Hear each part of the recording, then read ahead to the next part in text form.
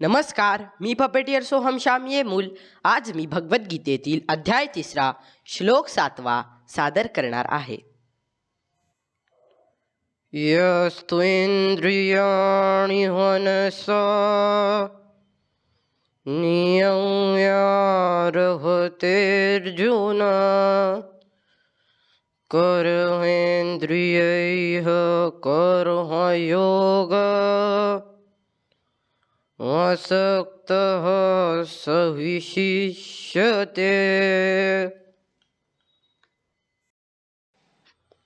अर्थात